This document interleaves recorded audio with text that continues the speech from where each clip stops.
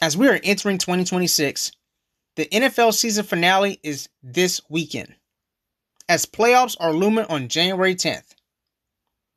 Let's talk about divisions. And the NFC South is by far the worst division of all time. Not only in the NFC, but within the NFL. It is so bad that no one wants to win this division. This season alone, the NFC South could do something that has never been done before to them.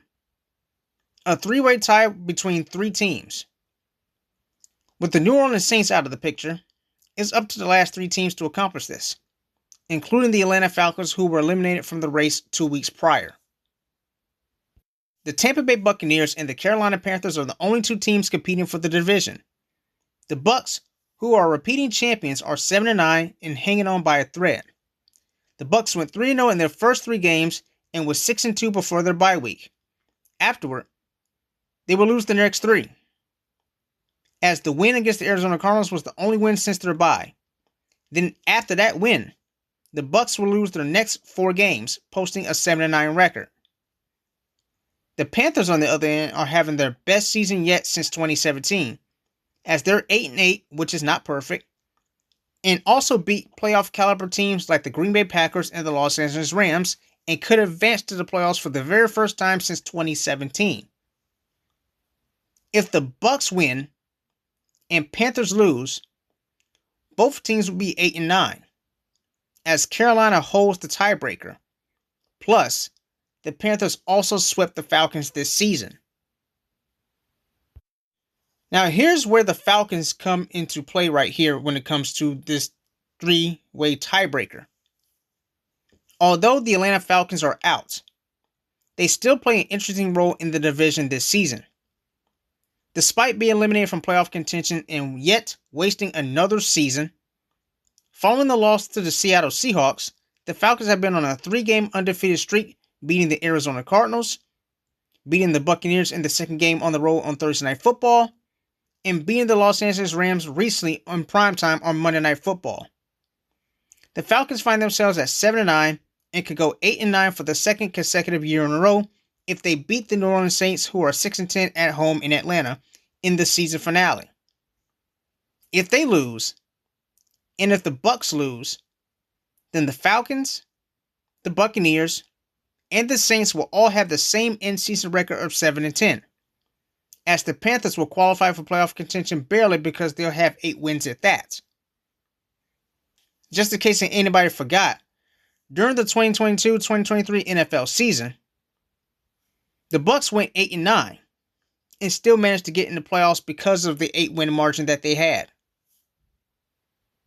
Out of all of the divisions for the final week of the NFL regular season, the final week of the NFL season for the NFC South will be a very interesting one, as there is no team in this division this season that will not only not finish at or above 500, but no team will have a double-digit winning season. The Bucs and Panthers are still alive for some weird reason. One has to win, the other loses and be bounced out. The Saints and Falcons are not playing for anything. As to them, it'll just be hate week for both of these teams, and this upcoming game could be a thriller for Falcons as well as Saints' fan bases. Before I close out, I'm going to give you the NFC South all-time records, and I'm going to show you how terrible this division is. Let's start off with the New Orleans Saints, who has 417 wins, 480 losses, and 5 ties. With the Atlanta Falcons, they have 398 wins, 512 losses, and 6 ties. For the Buccaneers, they have 318 wins, 457 losses, and 1 tie. And with one of the youngest teams in the Carolina Panthers, they have a total of 195 wins, 204 losses, and 1 tie. That's a grand total of 1,328 wins, 1,653 losses, and 13 ties. The Bucs have 2 Super Bowls. The Saints have 1 Super Bowl, Bounty Gate, while the Falcons and Panthers have 2 Super Bowl appearances, but don't have no rings to go with that. As we all know, the Atlanta Falcons blew that 28-3 lead, in Super Bowl 51, and the Panthers got pummeled by the Broncos a Super Bowl prior to that in Super Bowl 50. And of course, the Atlanta Falcons went to the Super Bowl during the 1998-1999 season where they got lost to the Denver Broncos. And the Panthers were in a Super Bowl thriller with the New England Patriots in 2002-2003. Let me know if I'm correct on those years or not. And lost to the Patriots by a field goal. At the end of the day, the NFC South is what it is. A division that has their moments, but no team has the it factor.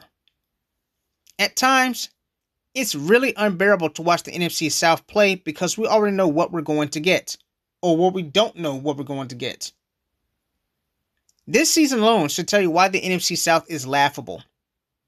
In that division, it's a game of hot potato until a team is tall enough to stand out, like the Buccaneers over the past 4 or 5 years.